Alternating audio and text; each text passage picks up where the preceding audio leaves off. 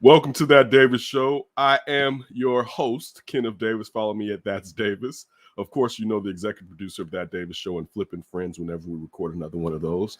It is executive producer Ryan Bukoveski. Follow him at Ryan B. Ski and Ryan B. Ski 1 on Instagram, especially if you want to take in that hairstyle right there. Look at him, man, with the beard. Like, I wonder how I'd be with the beard or without the beard. There's so many different layers to this that he could go left or right, and it's still going to see my license photo, and then you're like, whoa, more directions than I even thought. Still going. Ryan's up in Illinois. Hey, are you going to see Stevie or anything while you're home?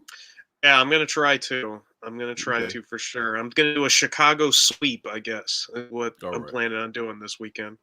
So tell him I said what's up. But yeah, Brian's up here in the north until he goes back to Arizona later on next week. So we're going to maybe hook up this weekend and maybe take in a Sox game. I want to get in one before the playoffs, since playoff tickets, I just did Sean and Maya. Sean told me all the playoff tickets for the first two games are snatched up. So I waited around and now I have to pay for it. Unless I'm going to pay more on the secondary market. You got the hookup with D and Tony. I thought about. Tony said he wasn't going to go too. I thought about. I wanted to be like, hey, let me get in with that. Even though I don't know now, even with them being guys that have packages, if you can still get tickets. The tickets may be all gone. Maybe first come, first serve. But anyway, so we're going to definitely talk White Sox baseball with the playoffs upon us in the MLB. We're going to talk about the Bears in the upcoming game against the Detroit Lions and give you some of our thoughts against the Cleveland Browns, even though that it's so many days since that drumming and ass whooping took place. I don't know how deep we need to go into there. But you know what? Let's go off top real quick. Top? Take it from the top, the tippy. Oh, my people. Listen, I'm sick and tired of being sick and tired. And it gets to the point where, and this is just since I was a kid, and in a defensive sense, as a defensive mechanism, where I start to close off my heart to things that are going to hurt me. And that's how I feel watching Bears games right now, that I'm tired of hearing Matt Nagy tell me lies. And it starts with him, but it goes up higher because he's allowed to do it by the people that give him the leeway to do to come out there and fail and then tell me that it's going to be different next week when it hasn't been good since the first 7 to 10 weeks of 2018 as far as the offense of the Bears offense and play calling has been. The last 2 years and then this season being the third, it's been a complete standstill, and it hasn't worked. And there's been foolish decision after the foolish decision. You can go back to Jordan Howard not being used in the first year to try to prove something. When regardless of if he's not your style of running back, you had a battering ram you could have used. And I'm not even putting that all on Matt Nagy as far as, well, yeah, I am putting that on Matt Nagy. But then you have the Mike Davis situation from the 2019 season where Mike Davis, you just treated him like he was a chump. And we saw that when he got down there to Carolina and Christian McCaffrey got hurt. And again, you didn't even use David Montgomery right into the end of last year, but it's the fact that the offense has been in a standstill and you keep telling me that it's going to unlock and that this is going to happen. And when you get this and we find the whys, yeah, when you that's when you have it. That right when you see right there. That's when you have like all that Matt Nagy talk. I'm tired of it. And if you follow the show, as a person, and I don't know Matt Nagy personally, but he doesn't have the personality of someone that I'm like, I can't stand that dude. So this isn't a personal thing. But when it comes to the team that I grew up with an affinity for, and you've given me at least 2 years of stressful season last year, and then you saw this show, and we just talked about the malaise and how even when they were winning, it didn't feel like they were winning and you couldn't enjoy those victories. Right. And now to go into this year where I've never seen what I saw last week take place in the Bears game. I feel like Not since Mark Trestman, at least. I have. Mark Trestman, with the Mark Trestman era, I have. So I'm wrong. I'm wrong when I'm saying that. I've seen it once. It might not have been as bad, though, as Mark Trestman era. Like, that might have been worse. I said that today on Sean and Maya, where I think Trestman's offense worked better than this offense. Right. Does. I think it does a little bit better. Yeah, a little bit, but like it's still the same. They know exactly what you're running, and there's no deception whatsoever, and the league has completely figured it out. But there's just this smoothness with Trestman's offense that we're not getting with Matt Nagy. We're not, and it's to the like why. All right, after last year, so we did Under Center.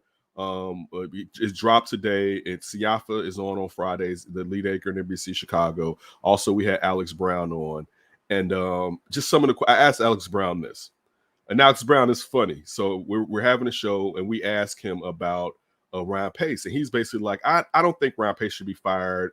And he goes on, it's like he has an affinity for Ryan Pace. So then he goes, I known Ryan for 10 years.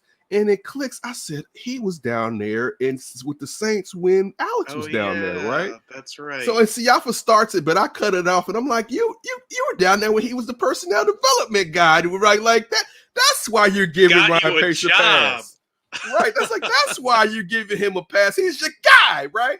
But I asked Alex, and I said, after last season, why can't Ryan Pace just tell him, listen, Bill Lazor's going to do this? And he said that basically Siafa dug deeper, and I'm learning from someone like a Siafa. He dug deeper and was like, why? As far as it would be bad for Ryan Pace to interfere. And basically, Alex Brown said it's a hierarchy. I would be a bad GM and I would interfere. And I disagree.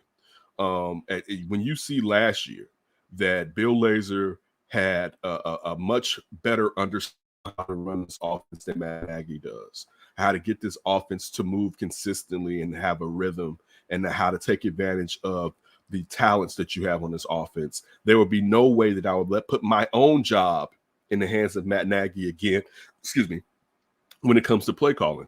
We wouldn't have to make it clearly known that you're the CEO of the team and not the offensive play caller. But me and you as being bosom buddies, because I don't understand their connection on why it's like, outside of maybe if you're going, my job may be going too. That's the only connection that I could see on why Ryan Pace wouldn't interfere to save his own skin.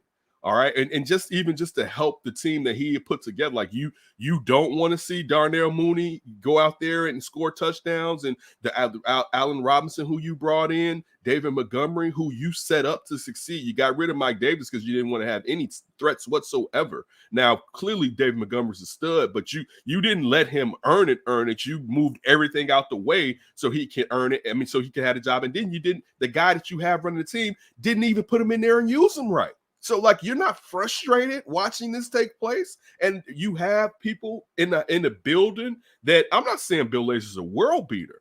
I'm just saying he's a guy that's competent. And so, like, this is why I'm saying that I'm sick and tired, because this is common sense in life. This isn't just football. This is life. You give someone opportunity after opportunity, and you're not going to fire them, but they can still give up something to help both of you. It happens. We're gonna do you want your job? Because I like mine's, right? So let's do this, because it keeps both of us in these cushy positions, instead of the definition of insanity, doing the same thing and expecting a different outcome. And that's basically what we went into this season doing. The only change was Justin Fields was here, and we expect someone who's inept to play calling. That's just the truth of Matt Nagy. When it comes to play calling and adjustments, he's inept. All right. But it comes to keeping the locker room, it seems like he may be straight with that. Yeah. All right. So I'm throwing some bouquets his way. Do that. But you saying that I have to be the play caller, you're disrespecting everybody just for your own selfishness. Like, at one point, when do you look at amongst the fan base, amongst the players in the locker room, amongst management, and say, I need to do what's best? And I don't mean for a period of time. I mean for the duration of the rest of my time here as the Bears head coach. This is better for the team if I don't do this, because it just hasn't worked. And me thinking that I got new eyes on it because I've seen somebody else do it, it doesn't work. This isn't you. Like, listen, Matt Nagy, and I'm going to tell you this, and I'm just thinking about this as I'm saying it. Matt Nagy, if the Bears could be decent for the next 3 years, could sit there and get another head coaching job. If Matt Nagy gets fired now, the only time he's going to become another head coach is either when he goes back and he's somebody's coordinator and he does extremely well, or he's on somebody's team and the head coach gets fired. And since Matt Nagy has experience as a head coach, even though it's not great experience, they use him as the interim coach. That's the only way. He's not leaving here if he was fired this year and gets another head coaching opportunity. It ain't working like that. But he could help himself not fall back to being a coordinator if he just does right this year and next year. I said 3. If he just right, some idiot would be like, you know what? You know what I'm saying? I think here it could work. Like so it's even bigger than just here and just play calling. You can help your damn self, but you refuse. At one point, ego has to go out the window. All right, and self-preservation. But listen, maybe he's such a man where he doesn't care about self-preservation if it's not his way. All right, which to that I still say that's dumb. All right, because you dragging us all down with you, and I'm tired of going down. And listen, it's not you. This organization has been dragging us down for a long ass time. But right now, you're the anchored weight that's pulling us down, and we need to just break this chain and swim our asses back up to the top.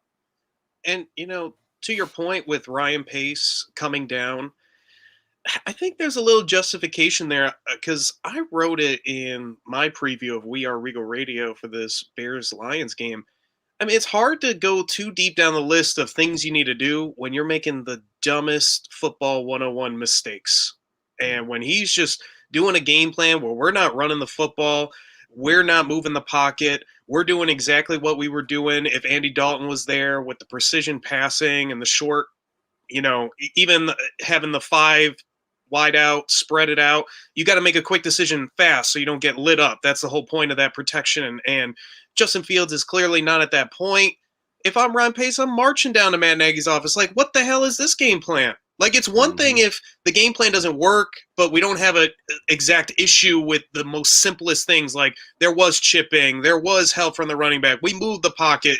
We weren't doing other things, stuff that's maybe not football 101. It's more like 202 or 303, and that stuff isn't working.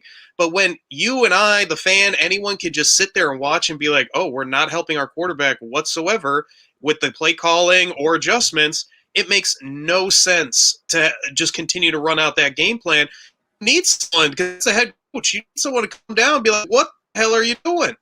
Mm-hmm. The period, dude. Look, what makes it even more infuriating is it happened last year. It'd be different if this was last year, and it's like we didn't know that Bill Lazor can step in and do well, even against lesser teams, but do well and show us a competent offense. You did it and went back to the messed up guy.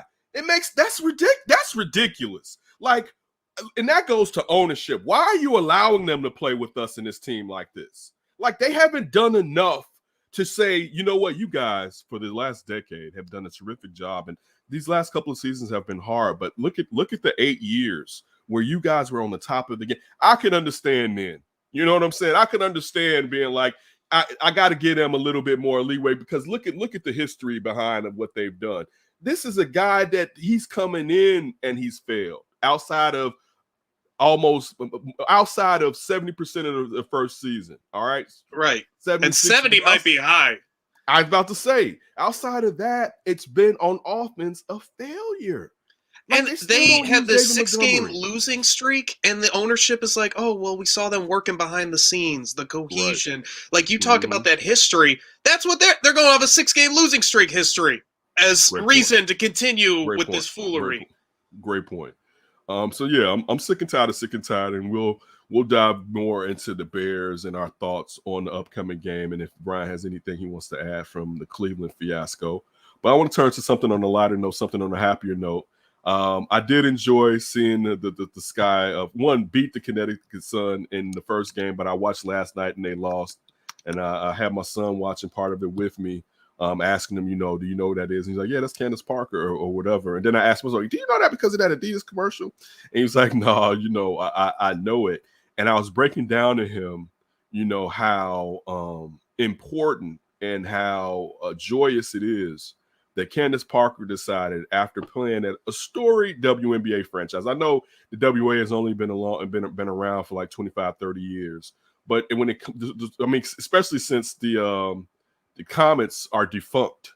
The Sparks are really one of the blue bloods of, the WNBA. And for Candace Parker to play her majority of her career in the Los Angeles basketball team that has a couple of championships, if not 3. I forget how many they had under Lisa Leslie. I know that Candace has 1. But for her to be a double MVP, won a defensive player last year, and decide to uproot and come home, and not just come home to do a farewell tour, but want to come here and bring a ring to Chicago, it means so much because so many people wouldn't do that in that situation. And how just the city has embraced her, and she's embraced the city. And yeah, she's from Naperville, but she had to burn through the fire of Chicago players. You know what I'm saying? So she's been put to the test. You know, she's been forged in the flame as far as, you know, the Chicago way of basketball. And even to see her skill set, even at this age, was crazy seeing some of the behind the back stuff when you're talking about such a forward doing this in the WNBA. I mean, she's old. So we're talking about this is a forward from 15 years ago. You know what I'm saying? Just the skill, I can go back to Pat Summitt and her at Tennessee. But just to know, even how she influenced the game because she was hurt at the beginning of the year. And when she's healthy, compare their record to when she's out. And it lets you know that this team, they definitely wouldn't be here. You know what I'm saying? Like they wouldn't be in the playoff. They wouldn't even be in the playoffs. And you can also see the focus. I feel like Diamond DeShields is trying to play hard. You see Copper is snapping out there. And, you know what I'm saying, and Courtney Vandersloot, goodness gracious, with that triple-double in the first game. But it's just great. And it's just a feel-good story. And with the Sox going into the playoffs, and I know we're going to get into some Sox chatter, it's just nice in the city, and we deserve this. We deserve it more. We deserve to have our football team adding to it, actually. You know what I'm saying? It should be three feel-good stories right now going on in the city before we get into basketball season, which right now basketball season is a feel-good story with the additions of the players. October baseballs feel good. Like everything should be feel good in this damn Bears team. I mean, at least the Cubs have an excuse because they actually did it. You know what I'm saying? So I won't be like, but the Cubs. No. They did it, and now they have to redo it, right? So they have an excuse on why they're not here. But the rest of these teams that aren't up to snuff don't have excuses. All right. And it's time that we start to let those ownerships know we're not settling for that mess, man. You better show us that you feel how we feel, and you're changing and you're acquiescing to us and making sure that mediocrity, and it's not even mediocrity, it's below mediocrity, is okay, because it's not okay. And this was supposed to be about the sky, but it changed it to the damn Bears again. I just can't help it. It's just burning in my blood. You know what's really cool with this Sky story to me too is it's still kind of on the heels of the Delle Donne just meltdown a few years ago, and you just felt like, man, that was an opportunity wasted at them being at the top, and now here they are with Candace Parker. It's a great story. Do you know how good I felt with them beating the Lynx in the play? Well, not the play in, but in the one and done game, and Sylvia Fowles' ass. You know how I feel about Sylvia Fowles.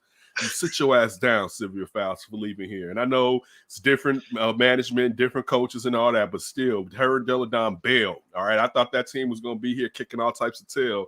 So, yeah, it's good to have a Chicago girl come in here and let us know. You know, shout out to Coach Wade. But, yeah, man, it's a feel-good story. Everybody, make sure you check out those games. Support the Sky. They deserve it. They out there trying to do it for the city, man. And they out there. They may have lost last night, but they were tired. You know what I'm saying? Like, if you and got they're in good position. They're 1-1. Right? They took one. They took one from the top seed. They took one. So yeah, let's go and knock out the Sun, man, and let's do this. It's gonna be good. I've been wanting a WNBA championship in Chicago for a long ass time. I'm gonna get one of these championship shirts. Right? They win the title. I'm gonna get that Candace Parker jersey. They win the title. Ooh, all right, I like that. I like that. I'm gonna get me one. Me one. Tarasu dropped 37 yesterday. You look at maybe the oldies, Parker, Tarasu in the finals. Right. Let's go. Yeah, man. You definitely, Tarasu, you know, she's basically the GOAT, to be honest with you. You know what I'm saying? She's the GOAT, you know, like it's been, I think you have to give it up to Tarasu being the GOAT. She's been doing it for 25 years since Connecticut and just been a lethal weapon. Diana she's deadly, to say the least, you know what I'm saying? But definitely shout out to women's basketball. It's definitely been doing well this season. It's been enjoyable, but particularly with our home team. And I'm just rooting for the Sky. Shout out to close friends like Chris Pennant, guys that follow the Sky even really hard and do the reporting. I don't know how much Josh has been doing on it this year, but make sure you check out Chris Pennant, check out Josh Hicks as far as articles on the Sky with definitely Regal Radio or any outlet that they are ascribing for. But yeah, shout out to the Sky. We look forward to you girls going even deeper. Let's go, ladies. Let's go. Yeah, let's finish it. Let's finish it off. All right, man. Let's return to the Bears. That was a nice little break. You gotta take a break. Listen, I went on Sean and Maya this morning, and it was such a somber mood. And see, that's the point where I'm not gonna let the Bears do me like that. The Bears are not gonna break my spirit. I'm still gonna be here telling you what they did on the field that I don't like. I'm still gonna be here to tell you as far as what they need to do. That number I don't know.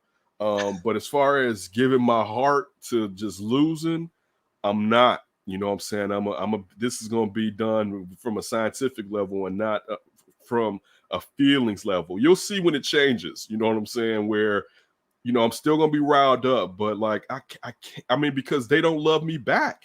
Like, yeah, that's I feel the like thing. I'm on the same wavelength as you right now. Yeah, they don't. It'd be different if they gave me something. They don't love me back. And I need that from my charter franchise to where it's important, and it's not just important where we play at on a financial sense, but it's important on what we put on the field. So now when you're showing and you're putting your big boy pants on with this Arlington Heights move, put your big boy pants on when it comes to this coaching staff and that general manager. You know what I'm saying? Show us that them being mediocre and below mediocre is not okay.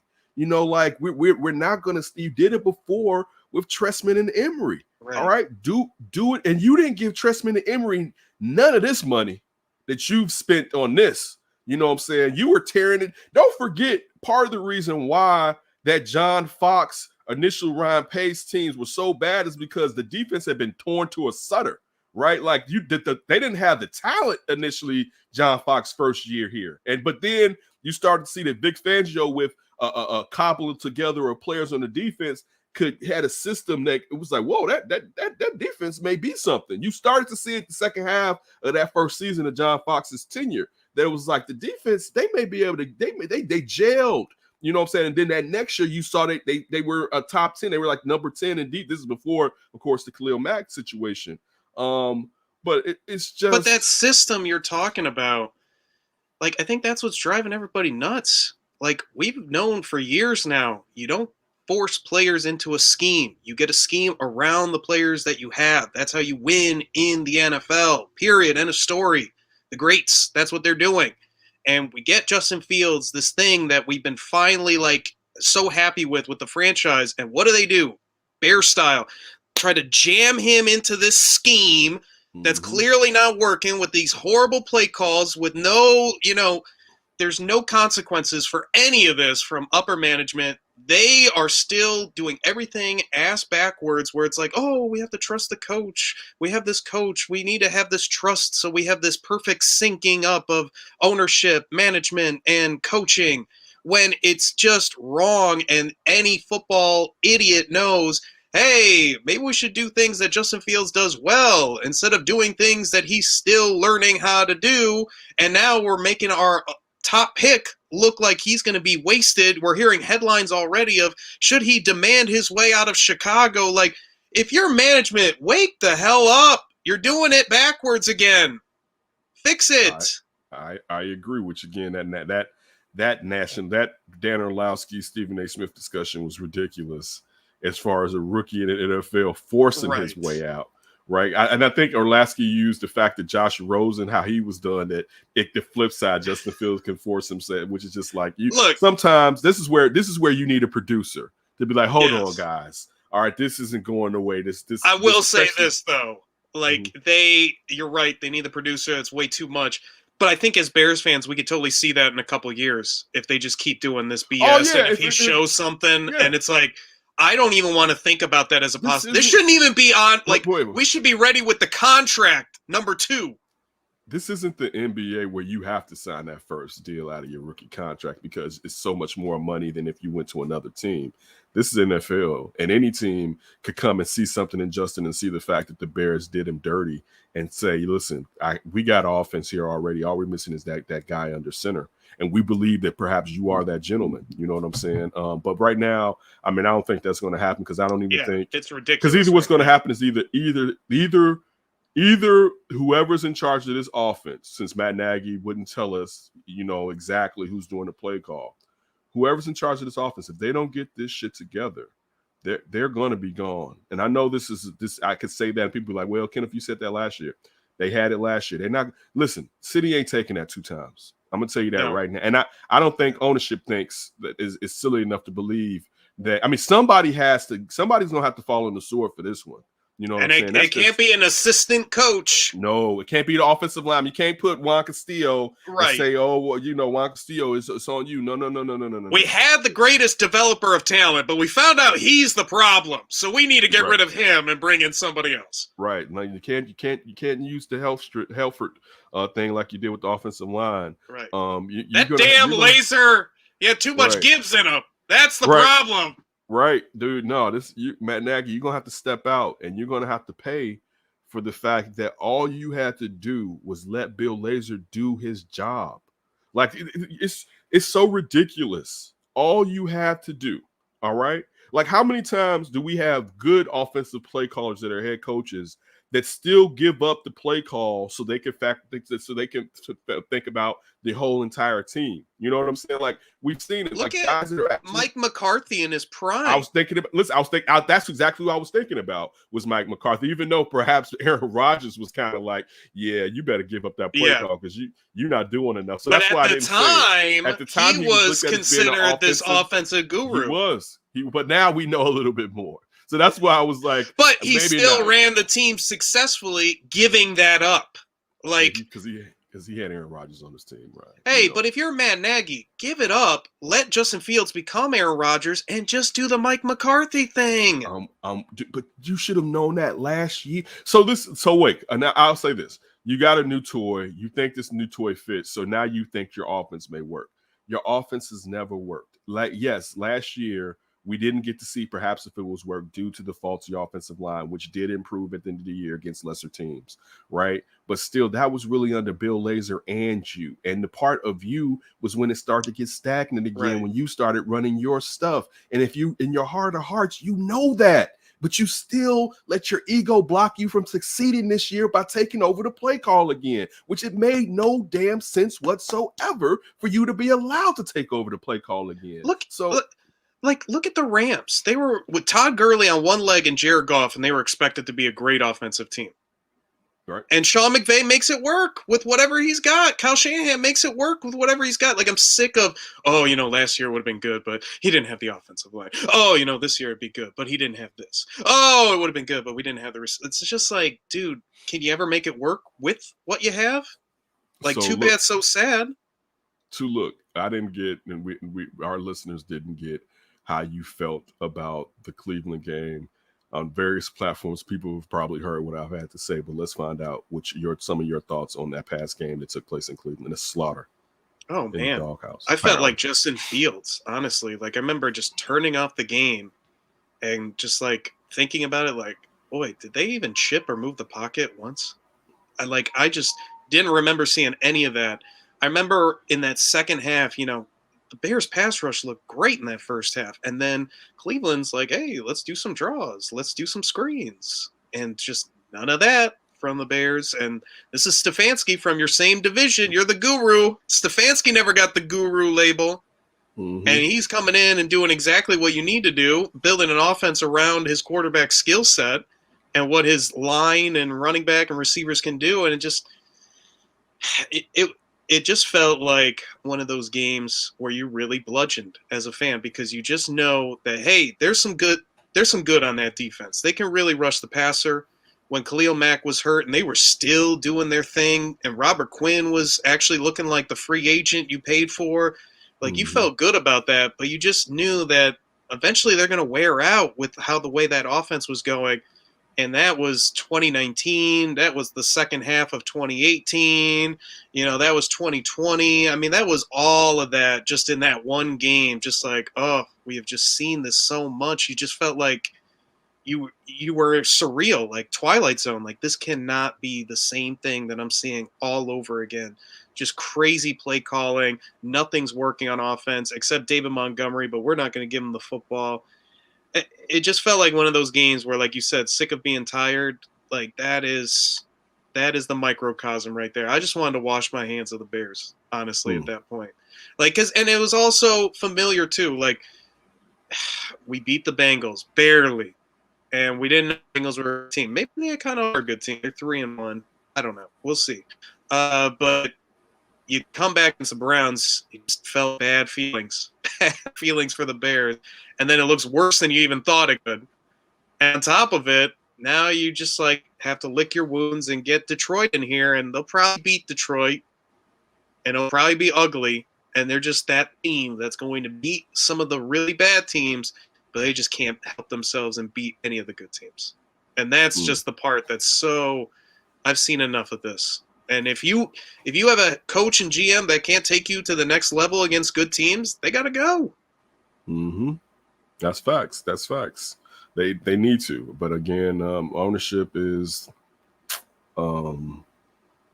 negligent. They're negligent. You know, they're not focused. They're not focused. They don't. I mean, I believe they care. Let me say they don't care. They don't care enough, and relationships to them is more important than what's taking place on the field. But let's bottom move line on. doesn't matter too much for them. Great point. But the bottom line is they're still getting that money. You know, bottom line is those turnstiles and those concessions are still money is flowing into the coffers, and that's the bottom line, you know. But let's move over to this Lions game coming up at Soldier Field this upcoming Sunday. Dan Campbell has the Lions playing with passion. So this isn't your Matt Patricia Lions. I do believe the Bears will win. Part of me doesn't want them to win because I want this dumpster fire to just get so high that you can see it from space. You know what I'm saying? That you can't turn away from it if you're management, because it's just that inferno. You know what I'm saying? It's like, oh my goodness. Like, I mean, even when you go to sleep, the fire's so big that you can still feel it on your skin. It's miles away, but you still feel the fire because it's such a humongous inferno. You like close your eyes and you still get the red glare. Like even through your eye sockets, it's light. It's lighter than it's being pitch black. You know, like that's how large I want this fire to become, to kind of get some of the results that we desire when it comes to this team being ran as a competent team and organization. Look, the Bears defense should have a field day. That's one thing. I mean, they should be able, even last week, you look at what Tonga did, and there's a chance that Eddie Goldman may play. I don't know. The injury report comes out today. Is he even here? Is he even want to play? He was limited. Right. He was limited this week, though, so he did practice some this week. I just don't know if he wants to play. I feel like he's just collecting the check. I feel you. You know, I've had questions about Eddie Goldman, but you look at what Kyrus Tonga did last week. You look at the additions of Mario Edwards Jr. and what Blackson is doing. Lau Nichols is playing exceptionally well. Hicks is playing great. Akeem Hicks is Akeem Hicks. And then, like you said, what Quinn is like 4th or 5th in sacks with 4 sacks this season in the NFL. I think the defense, outside of Eddie Jackson making business decisions and whiffing, that's the most infuriating thing of the defense last week, outside of them being tired of trying to hold and be stout for the offense, and the offense just let them down, and then the defense finally they just got beat. And just a sprinkle of personnel, this drives me crazy by being too short at the cornerback spot. Yeah, but you know those passes, man. A lot of guys with those sideline passes. They didn't play bad. That's what I'm saying. A little sprinkle of just like, man, we should have cared about that a little more. I mean, Peoples-Jones, like 2 of those Peoples-Jones passes, I don't think anybody could have broken. By the way, did you think one of those? I wanted to see a replay. I thought one might have been an out of bounds that they missed in 2 minutes, where it seemed like his knee or foot touched the out of bounds before his other knee was down in the play. I thought it may have been in, but I don't clearly remember. But I thought he may have been in. Not that it matters. Listen, but OBJ being rusty looked better than what you could expect. But I mean, listen, they get paid too. You know what I'm saying? Mm-hmm. And they're not slouches. They have one of the better offensive lines, and the Bears ate they drink their shake, not ate. They drink their shake. You know what I'm saying? I drink your shake. You know, so the defense should. I mean, they know Jared Goff right now. Again, they may not. It's probably not going to be the same offense, but they have to do some of the things that he liked. I would think he liked and enjoyed about the Rams offense. To me, again, that's me saying that. But I expect the Bears to win. I'm intrigued to see what this offense looks like, because it's going to be easier because you're not playing against 2 first-round picks as edge rushers that you went up against Cleveland with, and nice tackles too. Let's not forget their tackles and those corners. But so they should get a pass, even though it's not as easy as the Tigers, and even though, I mean, not the Tigers, the Lions. Let's not forget the Lions beat them at the end of the game last year, one of those last few games that they had, and they lost it in the fourth quarter, not in the fourth, the last few minutes. So the Lions should have beat the Ravens a week ago. Right. They ran down the 49ers in week 1. All right. So I think the Bears are going to win. I think we should see I say this, but we'll see. We should get a healthy dose of David Montgomery. He should get 20 carries. I say he gets 18. Depending on how many times they throw in Damian Williams after David Montgomery has done something and needs to get a lather. I don't even give Damian Williams his own series, but let's get David Montgomery lathered up. Let's get him going out there and being the battering ram and stud running back that he is. Can we use that guy, our best offensive player, and maybe control the clock and help our defense? Jeez. Right. So also, that's one of the best things about having a mobile quarterback is the running game, and then the ability to fake and then get, hit your running back in the flat or help your running back, because they have to have a spy. That's what you're supposed to be taking advantages of. How about the shovel pass with him, Justin Fields, motioning out to the outside, and so everyone's shifting there, and you shovel pass back in? How about that for a shovel pass?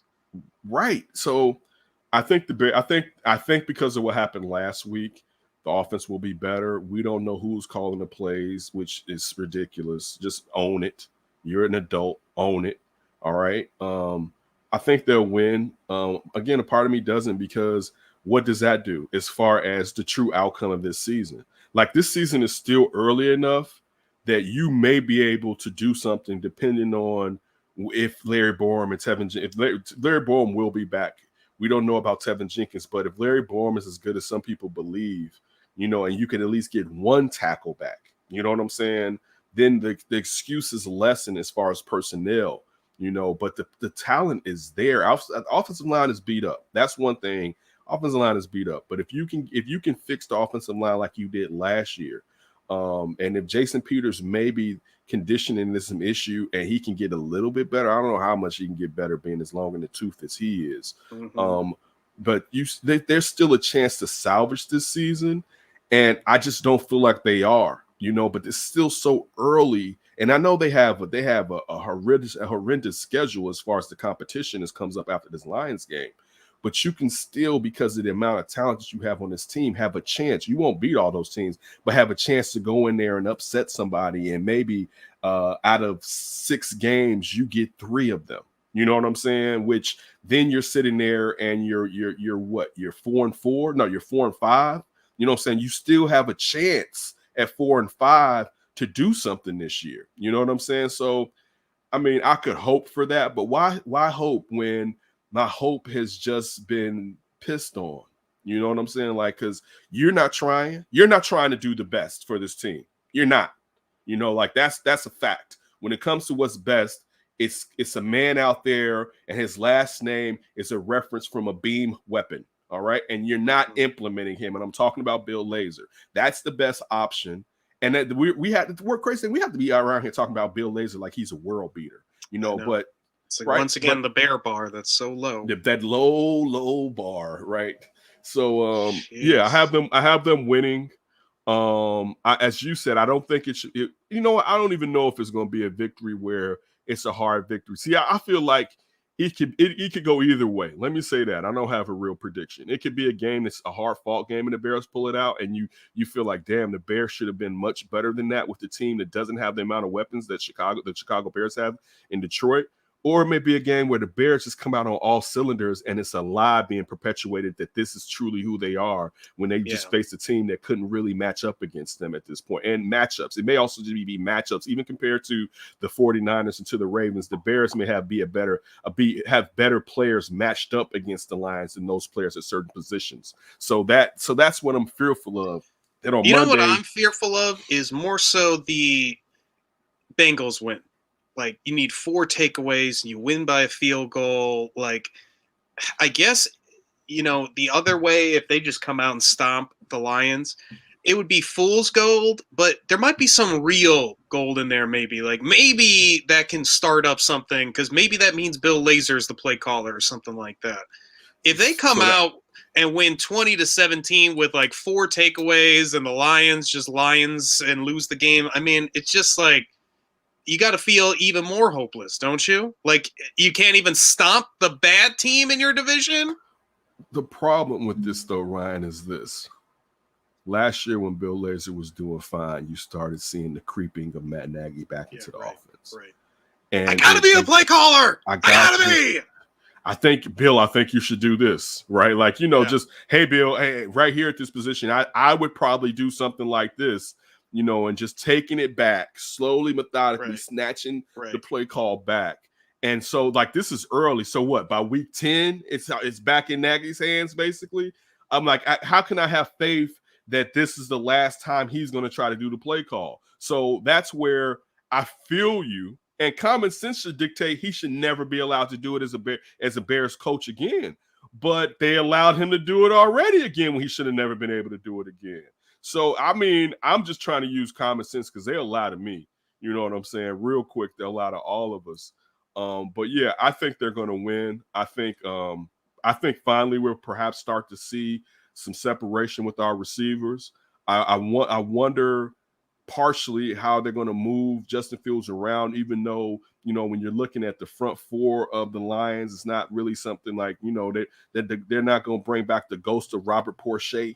You know what I'm saying? So it's just one of those things where this one they should be able to go in there and get a W. You don't even have Matthew Stafford there being the wild gun that could bring them back. So they should win.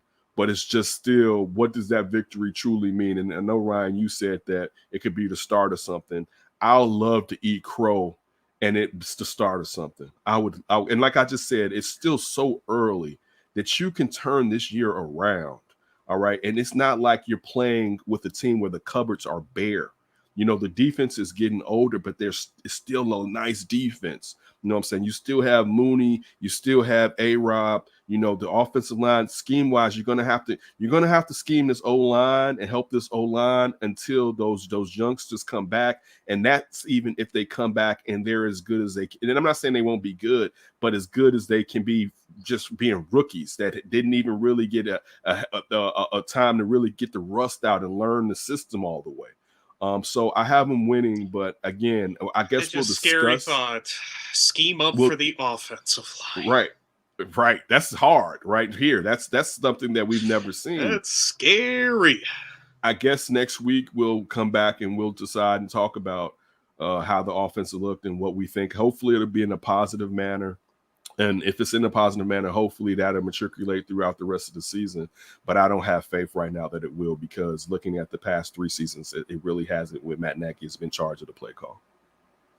Yeah, I mean, the pass rush look good enough for a deep playoff run. It gets you excited that maybe they have a little bit more. But as soon as you see that offense, just the Matt Nagy offense, the only chance they get the Bill Lazor offense, maybe that's the only chance that they have of, being any kind of salvaged this year. But when Matt Nagy's that play caller, I mean, we've seen enough. This is like that, the Bulls drafting a top 5 guy. He's been in the league for 7 years and he hasn't been able to get stardom.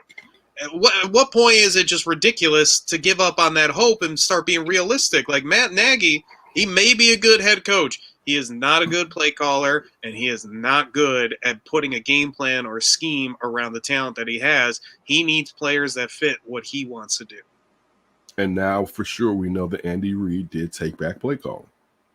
The reason that story was, and we see Matt Nagy can't play call. You think that Andy Reid was going to let him do this to Patrick Mahomes after seeing you can't really do this job? Andy Reid took back the play call, and then he just didn't come out and say it because that's his man and he wanted him to get his job. But Andy Reid took back the play call. Matt Nagy didn't know what he was doing, and then Andy Reid let this come over and infect us. All right. I like Andy Reid. I should be more upset. He's the most ready assistant that he's ever had to become a head coach or something like that. Listen, Andy Reid. Let me boy, keep this Eric Bieniemy over here. I need right, that. After selling wolf tickets, but yeah, I should be angered towards Andy Reid. And look, the Bears should listen. I'll be like, who gave you what's it called when and people be like, can I use you for a reference? Yeah, like, yeah. Andy Reid lied to us like an MF. For like, damn, Andy Reid was lying to us when we asked him about Matt Nagy. I don't trust Andy Reid for nothing, right? Like, I mean, like Andy Reid, boy, I thought you was a good Mormon. I'm joking. But yeah. We'll see. I mean, what's your prediction for the game before we switch off? Yeah, I think the Bears will win. I think it's going to be close, though. I just don't see them imposing their will on the Lions. I think that's the best case scenario because maybe it gives kind of that idea that if they can get all these parts up and running, maybe they can be competitive against good teams. I know they can beat bad teams. That's not a question. And usually they struggle to beat those bad teams, but they got enough talent to beat bad teams. I want to see something. Unfortunately, I don't think that's going to happen this week. But it'll be a Bears victory, and then I guess Vegas is after that, where you start just seeing like you said, the tolling, just gauntlet style schedule that they have coming up after this week with the Lions. So I'm sure we'll see their warts once again real soon. All right. So we waiting on when are we going up for grabs? I don't know yet. When we start up for grabs? I was thinking we do a little bit of previewing of this weekend, and then we'll do up for grabs after that. All right. Just want to know. All right, so we're previewing the beginning of October football. Let me ask you Go ahead. if you got any off the top of your mind, but I have some games I want to get your thoughts on. Okay. How about just sticking with that noon slot, Browns-Vikings? Are you a little more impressed with the Vikings? Do you think that they're 1-2? Do they put up a better fight than the Bears? Yeah, they're better than the Bears right now. When you look at what Thielen and Diggs, I was about to give Kirk Cousins his props. When you look at what they're doing, are you clicking? Oh yeah, sorry, got a pen. But when you look at what that offense is doing, yeah, I mean they're playing it even a little bit last week with Conklin. You didn't think this offense was going to be like this, and we know that Zimmer's a defensive guy, even though that he was rebuilding the defense after getting rid of a lot of players last year. I was watching the Vikings last week, it's clear they're the second best team in the division right now. When you look at the fact that they can move the ball and don't let Dalvin Cook be healthy, it's not a question. So that's an interesting game from the standpoint of, if they can't put Kirk Cousins on his back, it may be a long day for the Browns, But again, they're riding high, those pass rushers, I'll tell you that. That's what I was about to say. A victory like what they had last week. Because, they hadn't gelled. You gave them a chemistry game, basically, that they didn't deserve. And it was more than a chemistry game. And Myles game. Garrett, here's a career high to make you feel good about the rest of your season. Man, let's help you get the defensive player of the year early. All right? Here's 5 sacks, sir. 4.5, I know, but here's 5 sacks, sir, to your tally, right? Don't worry about it. We got you. All right. Yeah, that one I think is going to be a good game. Even though it's probably what is it an early or late game, so I can know if I'm. That's a noon. That's a noon one. So but don't worry, we'll talk about the next slot because your Red Zone channel can be fired up for the 3:00 slot.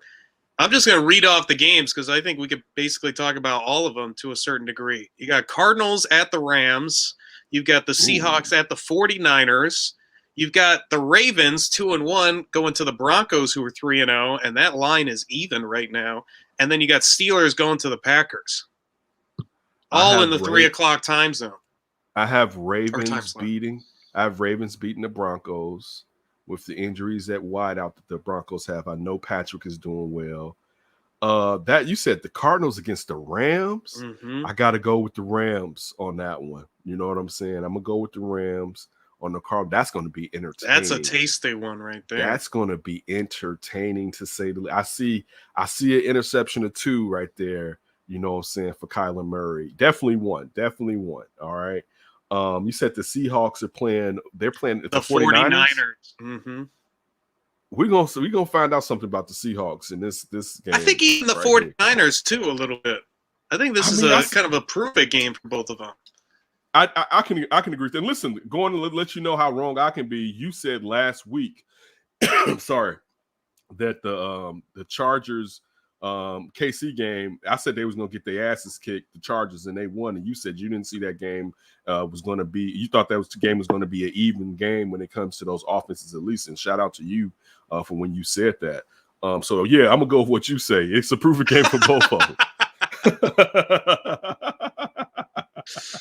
I like that. Listen to your producer. What other game did you say that I haven't went on? Packers Steelers. The Steelers are going to Green Bay. That's the Steelers about to get their asses kicked. I'll say that. I mean, Mike Tomlin got some magic, baby. Dude, it's not Mike Tomlin. It's the offensive line and that old ass quarterback. I mean, listen, you may as well just start the game with Ben Roethlisberger laying on his back because he's gonna end up there. All right, just lay him down there. Just help him down and lay him because he's like Shorty is getting hit. He's getting abused in the back. And I mean, that arm is just gone. I mean, he can still get it there, but it's like old Kurt Warner, like, I got to get it off early. You know, and he was not anticipatory back in his prime. He was a CU Open guy for the most part back in his prime. So, like you said, being anticipatory now is not his forte. You know what I'm saying? And also those receivers, I don't believe that's their forte just yet, because for the most part, outside of Juju, they're young. You know what I'm saying? So, I mean, even Juju is young, but still, he's been in the league for 4 or 5 years. I mean, that one, man, the Packers got a W for me. If I'm wrong, I'm wrong. But man, that offense right now, I mean, man, I would have to see what Haskins has in him. You know, and I know it's early to go away from Ben like that, and Ben has done so much for that organization. But man, you're not going to be able to do it with Ben Roethlisberger behind that offensive line. And I mean, none of those Rudolph or Haskins aren't necessarily mobile quarterbacks, but they may be able to move in the pocket better than Ben. Like, Ben Roethlisberger should have retired. That's just he's not a pocket mover. He's the guy that takes hits and throws it. And people holding on to him while he's I'm too big for you. That's an example of a game not translating the older you get, unlike a Tom Brady who didn't have any of those skill sets. Anticipatory, move in the pocket. I'm playing till 45. Great point. Great, fantastic point, actually. So, yeah, the Pack has a W, in my opinion. What about you? Give me the rundown of your thoughts. I think the Rams, Cardinals are going to be explosive. I expect a lot of points. I think that's going to be fun to watch both of those teams go at it. I think 49ers, Seahawks, those have been really close games over the last couple of years. I'm excited to see the two contrasts of NFC West styles. You've got light them up, Rams, Cardinals, both of them want to play a track meet, and then you got 49ers, Seahawks, they want to play a little bit more run game, pound you with the defense, that kind of style. I'm with you that the Packers are going to win that game. Unfortunately, the Steelers just have no offense to speak of whatsoever. And then that Broncos game, I think, is a little interesting. I think Lamar Jackson, they're going to try to make him throw the football, and it's going to be one of those games. If he can hit guys downfield and get points, it's going to be good. If they keep that low scoring, watch out. Broncos might be 4-0. But how about these primetime games, too? We got the return of Tom in New England. Tampa going to New England Sunday night. And then really nice. That's a W for Tampa all day. We don't even need to review that. And I like the really nice AFC West Monday night game. Raiders at the Chargers. Ooh, that's a nice one. That's a nice one. That's a nice one with how well the Raiders are playing. All right, shout out to my guy. How well the Raiders are playing. And the Chargers, coming off of beating Kansas City. I mean, both of these teams are showing that stronghold that Kansas City was supposed to have on that division right now is faltering. Right. Still early. It's still early. And Kansas City usually figures out the defense because they can't spend as much money on there. But if you give Spagnuolo half of a season, usually kind of figures it out to get the best out of the parts that are there so that the bend part isn't breaking. You know what I'm saying? Like, so it's, that I still think Kansas City, and I know they're last in the division, has a chance to take the division, or, you know what I'm saying? So we'll see. But yeah, I mean, Derek Carr is balling out right now. Justin Herbert is just Mike Williams balling out too. My right. goodness. You know what I'm saying? We've been waiting for years to see that take place. Cam Eckler, listen, that division, and we poo-pooed on it a little bit, is a lot stronger than what we thought when it looked like it was going to be. The Chargers was the upstart against Kansas City, and now all those teams have teed off and have prepared for what they knew they had to do to get ahead of Kansas City. And again, it's early, so we'll see after everything has fallen as far as the season ends, who's where and who's what record-wise. But yeah, that Monday night one, I may actually have to watch that one with Peyton Eli doing a simulcast. I'm not sure. I'm going to double check. I'm not sure, but that is definitely the way I'm going if I have my option. Definitely. What about you? What are your feelings in those games? I think, like you said, I expect Tampa Bay to win. It's going to be, I guess, interesting to hear some of maybe the stuff, the behind-the-scenes interview, but the game itself. I'm already tired of that. I'm already tired of hearing about the relationship between Belichick and Brady. It's like, y'all know that the rest of our worlds don't revolve around what happens at Foxborough. Like, dude, we know. Like, okay, just play the game. Like, it'd even be different if the Patriots were like dope right now. You know what I'm saying? Yeah, then like a real threat. Super Bowl preview. Then I'd be like, yeah, let's do it. But listen, none of these rookie quarterbacks are doing. I know, listen, Mac Jones is played the best as far as just not turning the ball over like the rest of them have, basically. Right. But none of these guys have been world beaters, so miss me with that. You know what I'm saying? It's not enough. I know they keep trying to put meat on the bone about the relationship between the coach and quarterback. It's not enough for me to tune in for that. It's like that grown meat in a petri dish. They're trying to get that meat on the bone.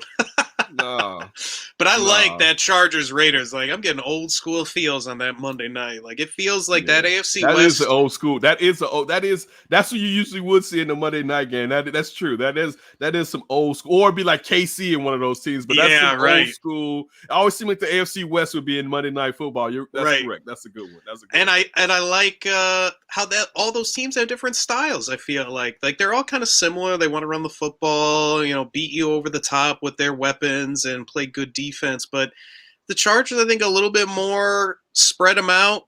The Raiders a little more pound you, ground and pound. And I think that both teams are going to be trying to utilize their speed receivers on the outside.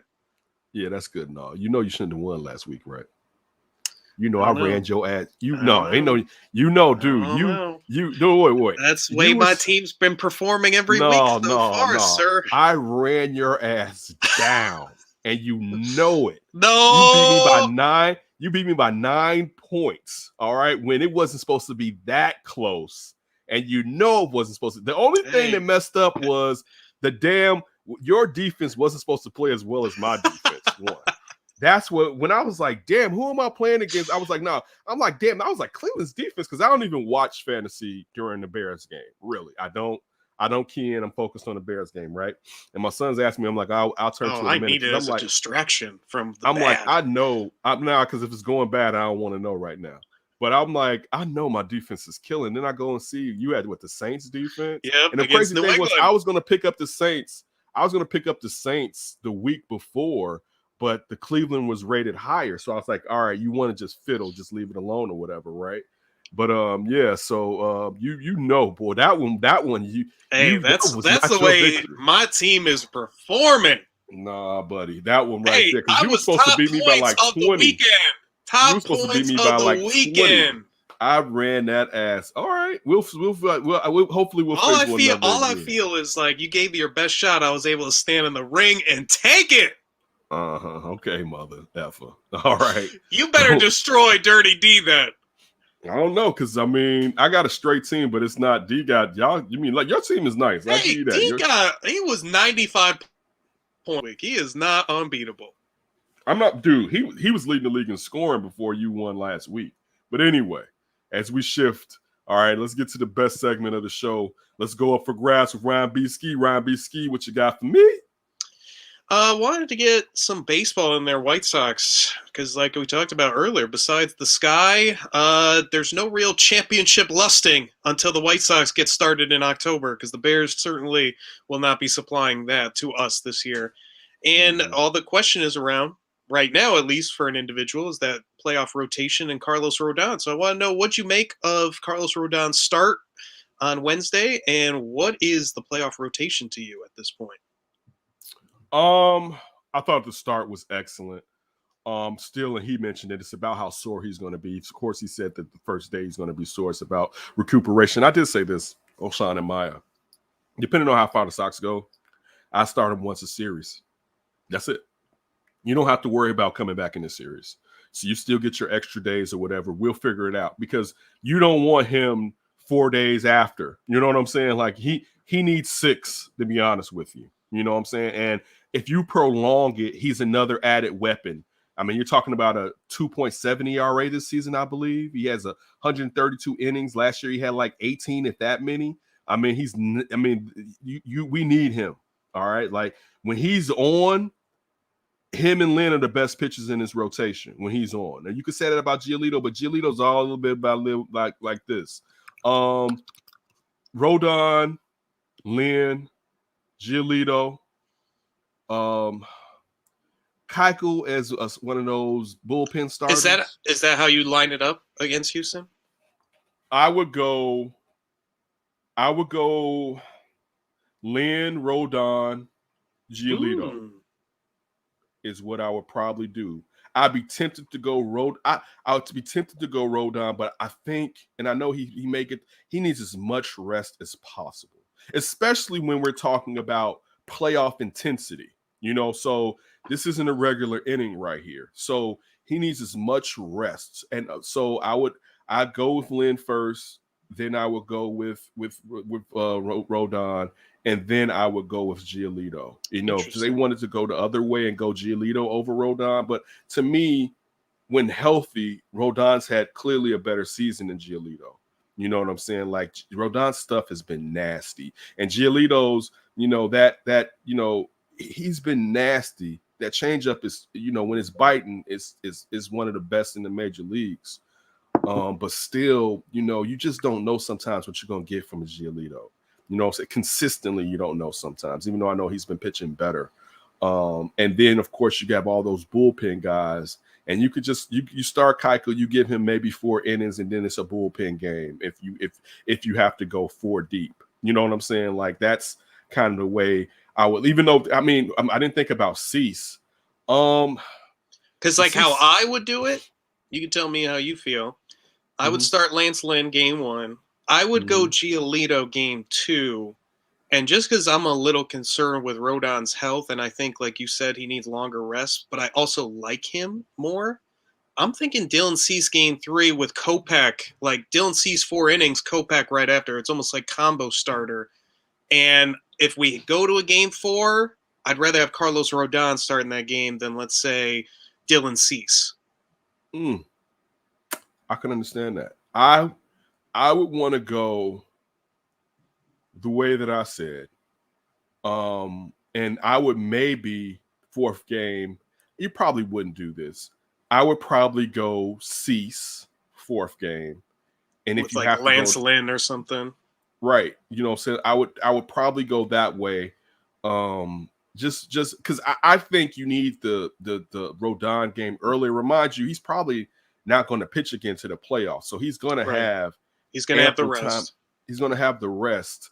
I would get him out the way. I wouldn't put him in a hyped up situation. It's already the playoffs. I wouldn't put him in a crucial game where it's like win or lose, we in some trouble. You know what I'm saying? That's how I feel about Dylan Cease, but I understand completely what you're saying. I wouldn't do that. I wouldn't do that to him. I would be more interested. Actually, if someone has to do that and he could fail, Giolito may be the guy that I may be looking at. And again, because Lance is going to be the starter, you know what I'm saying? But Giolito may be the guy. But again, I definitely could be wrong when it comes to who should pitch. You know what I'm saying? I'm not trying to say that, you know what I'm saying, I'm the master pitching ace when it comes. I'm not Cats in this bad boy. I do like your idea, though, that Rodon has been the better pitcher. Like, if you feel good about his health, it might make a lot of sense to do Lance Lynn, Rodon, and then have Giolito for game 3. And then it's no holds bar for game 4. Right. Cease to start, but if we got to go Kopech, if we got to go Lance Lynn or whoever, we go.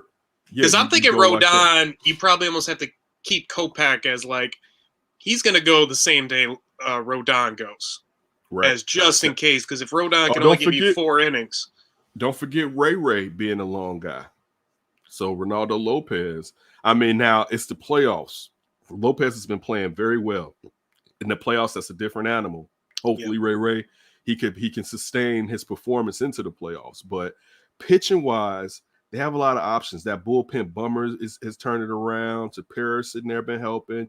You have Kopech, you have Crochet. Even though you never know what you're gonna get a little bit right now, you still have Kimbrel in there. Then finished off by Hendricks. I mean, like they have the weapons and they have the offense. This should be a deep run. I'm not saying World Series. I mean, they just got to get out of the first series. You know what I'm saying? Mhm. They have to get out of the. If they get out of the first series, it's all Kevin Garnett, and I'm saying anything is possible. it's all Garnett, man. It's all KG after that. You know what I'm saying? If they get out of the first series, man. So that's the thing to me. If they get out the first one, to me, the season is a success. But it's a threat that they could take the whole thing or at least make it to the World Series. Well, let's go with that. What are you most confident in with this team as they go into the playoffs, and what do you fear most with the White Sox? I fear the bullpen as far as Kimbrel. It's the pitching, in which the pitching is deep. It's after the 3 starters that we mentioned what may take place. But it's not a true fear. It's just, this could happen, I should say. To be honest with you, I mean, I guess like anything, they could offensively, they could slump, right? That could happen though. You know what I'm saying? So I mean, does it look like it'll happen? No. All right. When it comes to the pitching, somebody may be off, somebody may not just have their ish together in the bullpen.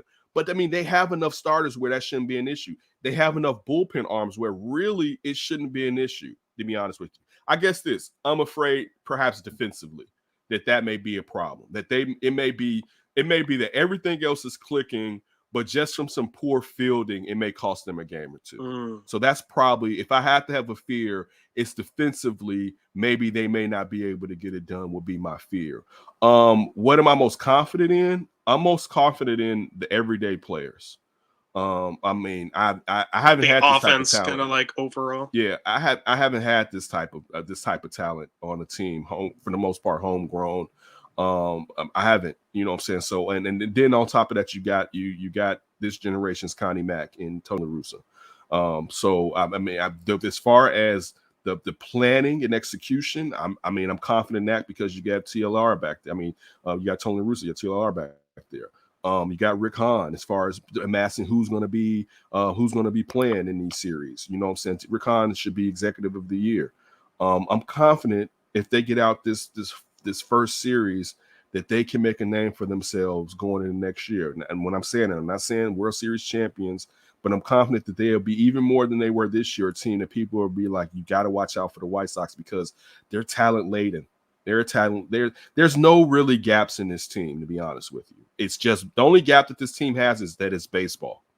You know, and that in baseball, you can have the studs and you can run into a team that's just on all cylinders, or it's just a bad matchup when it comes to you, or it's just not your day and your offense isn't clicking. And for some reason today, your pitching is off. It's that's why we love it. You know what I'm saying? It's like hockey. You know what I'm saying? It's just you don't know. You know what I'm saying? It just depends. So again, I'm really confident, and I don't have any true fears, but I can point out some things that I can say, you know, this could be a concern as far as this team. And I would probably say defense and fielding could be one of my concerns for this team.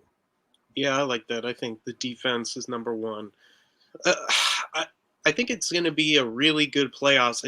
It's going to be a tough first round matchup, especially because it's 5 games. So it's not even like the better team, you know, in 7-game series, it's a lot easier for the better team to win, even though this is still baseball. And like you said, baseball can just baseball all over you. Mm-hmm. And all of a sudden you're out, just like last year against Oakland. I was about to say, the series can be gone before you even start figuring it. You could be down 2-0 and kind of start figuring out, but it's too late. You know what I'm saying? And you get one game. It's just, that's the beauty of it. Listen, if you're talking about look who's on the roster, the Dodgers should have won the last 5 years, at least.